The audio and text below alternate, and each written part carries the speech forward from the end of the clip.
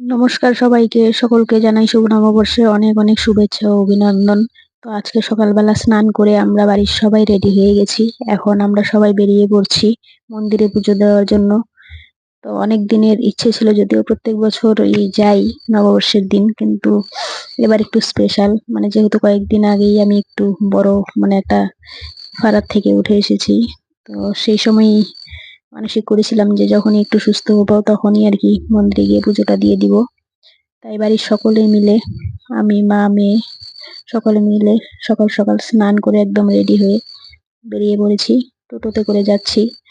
যদিও এই সময় টোটোতে যাওয়াটা আমার জন্য ঠিক না, কিন্তু কি করা যাবে, এতটা রাস্তা হেঁটে যাওয়াও অনেকটা চাপ হয়ে যায়, সেই কারণে টোটোতে বাধ্য হয়ে উঠতে হলো। তো টোটোতে করেই যাব। তারপরে যে দেখো, আমরা তিনজনে মিলেই সহজে পুজোটা দিয়েছি। তো মন্দিরটা তোমাদেরকে ভালো করে দেখাবো। তো প্রত্যেকটা জায়গায় কোথাও বাদ দিইনি। শিব মন্দির, এটা এখানকার বিখ্যাত মন্দির। তো এখানে এসে ভালো করে মন প্রাণ ভরে একদম পুজো দিচ্ছিলাম। ভগবানের কাছে শুধু একটাই চাওয়ার, শরীরটা যেন ঠিক থাকে, তাহলেই হবে। বাদ বাকি আর কোনো কিছু লাগবে না। শরীর ভালো থাকলে সবকিছু হয়ে যাবে আপনি আপ। তো এই যে দেখো মন্দিরের বাইরেটা, রোদ উঠেছিল, কিন্তু সেরকম অন্য দিনের মতো এতটা রোদের পাওয়ার ছিল না, যার জন্য একটু সহজ হয়েছে। না হলে প্রচন্ড পরিমাণে রোদ থাকলে খুবই কষ্ট হতো। আর অনেকটা বেলা পর্যন্ত এখন আমার উপোস থাকতেও একটু অসুবিধে হয়, আগে যদিও হতো না, কিন্তু এখন উপোস থাকতে। তারপর দেখো, লোকজন আস্তে আস্তে আসা শুরু হয়েছিল। যতটা বেলা যাচ্ছে লোকের ভিড় বাড়ছিল। আমরা যদিও সকাল সকাল চলে গেছিলাম, সেই কারণে খুব একটা ভিড় দেখা যাচ্ছে না, কিন্তু এরপর আস্তে আস্তে ভিড় হবে। তবুও বেশ ভালোই সময় লেগেছিল আমাদের পুজো দিতে। তারপর পুজো দেওয়া কমপ্লিট করে একটু এদিকে এসে বসেছি, যেহেতু এখানে ভেটি দেওয়া হয়েছে। তো সেই জন্য আর কি একটু বসে রেস্ট নিচ্ছিলাম। আর মেয়েকে বলছিলাম যে একটু মন্দিরটা ক্যাপচার কর। তারপর কিছুক্ষণ বসে থেকে পুজো টুজো দেওয়া হয়ে গেলে প্রসাদ নিয়ে বাড়িতে চলে এসেছি। বাড়িতে এসে আজকে বাড়িতে এইসব হবে আর কি, খুব বেশি কিছু না।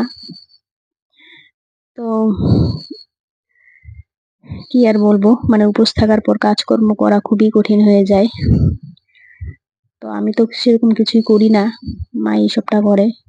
তো কিছুক্ষণ রেস্ট নেওয়ার পর রান্না বান্না তো করতেই হবে। এখন যদিও আমি মাছ মাংস খাওয়াটা কমিয়ে দিয়েছি, মাংস খাই না বললেই চলে। আর মাছও খুব কমিয়ে দিয়েছি, খাই না। যতটা নিয়ম করে থাকা যায় চেষ্টা করছি।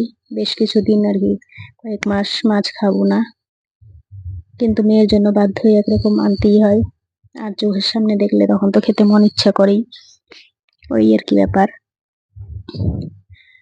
আমার জন্য সেরকম একটা ব্যাপার না, আমি তো ডাল সবজি সবকিছু খেয়ে নিই, কিন্তু মেয়ের জন্য খুবই সমস্যা হয়ে যায়। তো দেখো এখানে মা রান্না করছে। কি আর বলবো, বছরের প্রথম দিন, সবারই অনেক রকম আশা থাকে, অনেক কিছু প্ল্যান থাকে। তো আমার কোনো কিছুই আগে থেকে প্ল্যান করে হয় না। যতবারই যত কিছু প্ল্যান করি সবকিছু ভেস্তে যায়। তাই এখন থেকে সবকিছু প্ল্যান করা বাদ দিয়ে দিয়েছি, যখন যেটা হবে দেখা যাবে।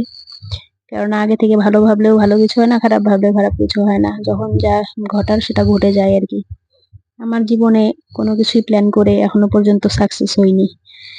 যা কিছু ঘটেছে সবকিছু হঠাৎ করেই ঘটেছে। তাই এখন আর কোনো কিছু মনে আশা নিয়ে থাকি না। তো 2025টা কিরকম যাবে জানি না। ফেব্রুয়ারিতে যে বড় ধাক্কাটা খেয়ে উঠলাম, এখন আশা করছি বাংলার নববর্ষ শুরু, বাংলার বছরটা কিরকম যায় সেটাই দেখার। জানি না কপালে কি আছে, ভালো না খারাপ। এই হচ্ছে, এই ভিডিওটা করা হয়েছিল, কিন্তু আমাকে ব্লগটা দিতে অনেকটাই দেরি হয়ে যাচ্ছে। বেশ কিছুদিন একটু ঝামেলায় ছিলাম, সেই কারণে দিতে পারছিলাম না, তার মধ্যে ভুলেও গিয়েছিলাম। আর শরীরের এই ভালো এই খারাপ, সেই জন্য সবসময় এনার্জিও হয় না ব্লগ ভিডিও ছাড়ার মতো।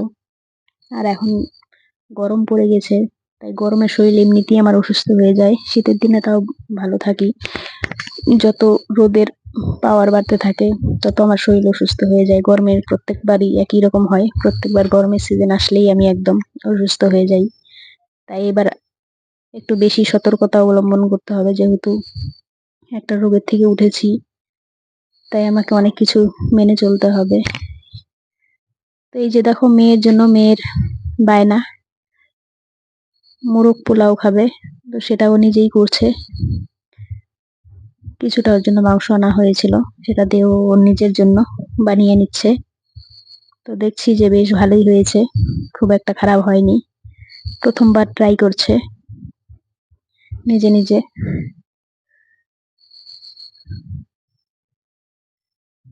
কালারটাও সুন্দর হয়েছে, খেতেও আশা করি ভালো হবে।